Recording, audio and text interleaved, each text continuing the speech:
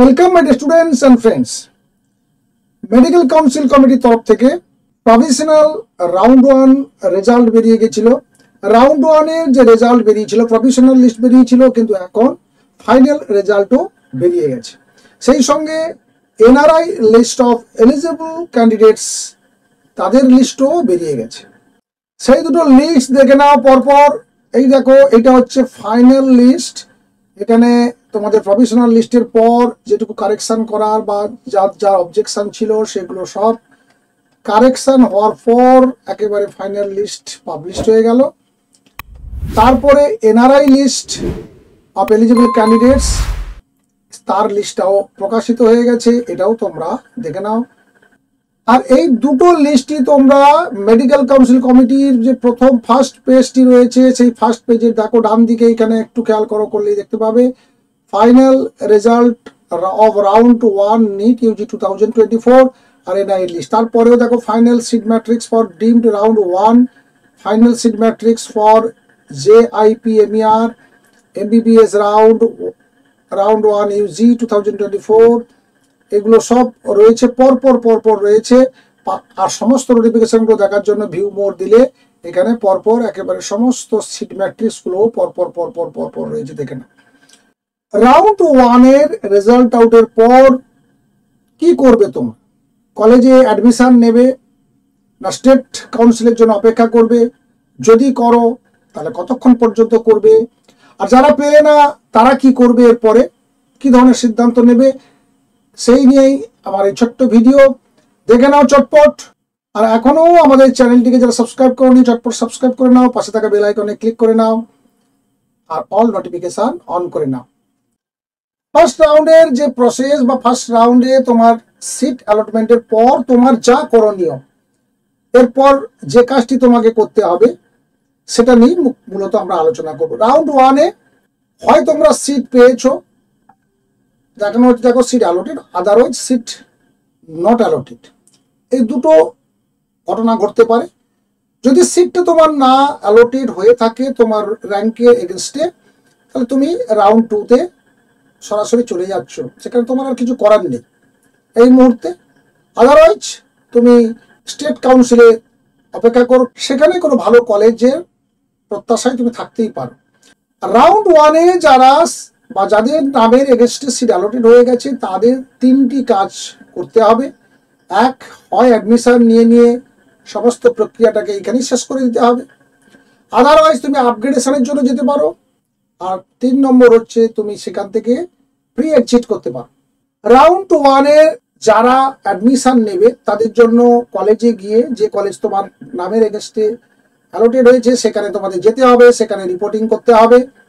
তারপর ডকুমেন্ট যত কিছু আছে সেগুলো আবার ওখানে ভেরিফিকেশন হবে, ফিজ পে করে দেবে, অ্যাডমিশন কমপ্লিট হয়ে গেল। এরপর তুমি যদি বলো যে না, আমি যে কলেজটা পেয়েছি এটার থেকে আমি বেটার কলেজের জন্য যাব বা বেটার কলেজের জন্য আমি অপেক্ষা করব, তখন ওখানেই তোমাকে অপশান চয়েস করতে হবে অথবা ফর্মটা ফিল আপ করে নিতে হবে যে তুমি আপগ্রেডেশনে যেতে চাইছো। তাহলে তুমি তখন সেকেন্ড রাউন্ডে গেলে, এবং সেকেন্ড রাউন্ডে গিয়ে তোমাকে কিন্তু অটোমেটিক যে চয়েস ফিলিং তোমার হবে না, তোমাকে নতুন করে চয়েস ফিলিং করতে হবে। ভালো করে মনে রাখো যে ওখানে নতুন করে চয়েস ফিলিং করতে হবে, এবং রাউন্ড 1 এর জন্য তুমি যে চয়েস ফিলিংটা করেছিলে যে একদম সেটাই করতে হবে এমন কোনো কথা নেই। তুমি নতুনভাবে নতুন একেবারে সিকুয়েন্সে তুমি কলেজগুলোকে আবার সাজাবে বেটার কলেজ পাওয়ার জন্য। আর যখন তুমি আপগ্রেডেশনে যাচ্ছ তখন যেহেতু তোমার ডকুমেন্ট ভেরিফিকেশন হয়ে গেল, ফিজ পেমেন্ট হয়ে গেছে, তখন তোমাকে বোনাফাইড সার্টিফিকেট দেওয়া হবে। সেই সার্টিফিকেটটা নিয়ে তুমি সেকেন্ড রাউন্ডে অপেক্ষা করবে বেটার কলেজের জন্য। আর একটা থাকছে ফ্রি এক্সিট। ফ্রি এক্সিটে কোনো সমস্যা নেই, তুমি রাউন্ড 1 এর রেজাল্ট দেখলে, বেরিয়েছে দেখলে, তুমি কোনো অ্যাকশান নিলে না, যথারীতি তুমি চলে গেলে। যেহেতু এখানে তুমি রাউন্ড 1 এ পেয়েছো, তোমার তখন মনে নিশ্চয়ই ধারণা হয়ে গেছে যে তুমি স্টেট কাউন্সিলে যখন ওখানে ফার্স্ট রাউন্ডে তুমি অনেক বেটার কলেজ পাবে, বা তোমার বাড়ির কাছাকাছি কোনো কলেজ পাবে, কিংবা তুমি স্টেটের ভেতরেই হয়তো বাড়ি থেকে অনেক দূরে কিন্তু অনেক বেটার কলেজ তুমি পাবে। এখানে তোমার পজিশন দেখে কিছুটা অনুমান করতে পারবে তুমি।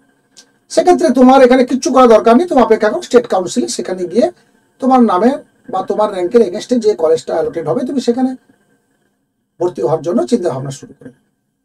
আর যারা এখানে সিট পাওয়ার পর রিপোর্টিং করলে না, সরাসরি রাউন্ড 2 জন্য আবার তোমরা আবেদন করলে বা বেটার কলেজের জন্য আবেদন করলে, সিস্টেমেটিক পদ্ধতিতে তুমি আপগ্রেডেশনে গেলে না, তারা কিন্তু রাউন্ড 1-এ পার্টিসিপেট করতে পারবে। তার জন্য তাকে কোনো পেনাল্টি দিতে হবে না, কোনো ফাইন দিতে হবে না, কিচ্ছু করতে হবে না। কিন্তু তোমার যে ফার্স্ট রাউন্ড 1-এ যে তোমার এগেনস্টে যে সিটটা ছিল, সেই সিটটা কিন্তু রিজার্ভ থাকবে না।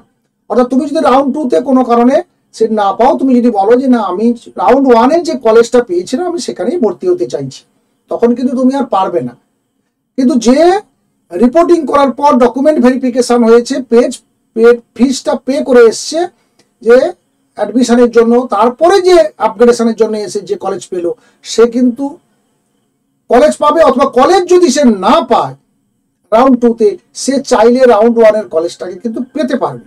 আর তুমি যদি ওখানে রিপোর্টিং না করো, ডকুমেন্টসগুলো ভেরিফিকেশন তোমার না হয়, তুমি যদি পরপর স্টেপগুলোকে না মেনটেন করে সরাসরি তুমি রাউন্ড 2-র জন্য অ্যাপ্লাই করো, সেখানে যদি তুমি কলেজ না পাও, তখন তুমি যদি ব্যাক করে এসে ওই কলেজটা নিতে চাও, তোমার কিন্তু ওই কলেজ আর পাওয়া হবে না, কারণ তোমার নামের এগেনস্টে ওই কলেজটা অ্যালোটেড থাকবে না বা রিজার্ভ থাকবে না।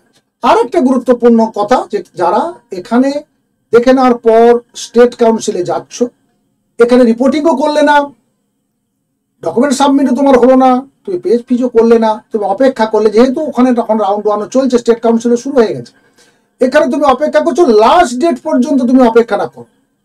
লাস্ট ডেট পর্যন্ত অপেক্ষা করে তুমি দেখে নাও যে তোমার এখানে তুলনামূলকভাবে বেটার কলেজ তুমি পাচ্ছ কিনা।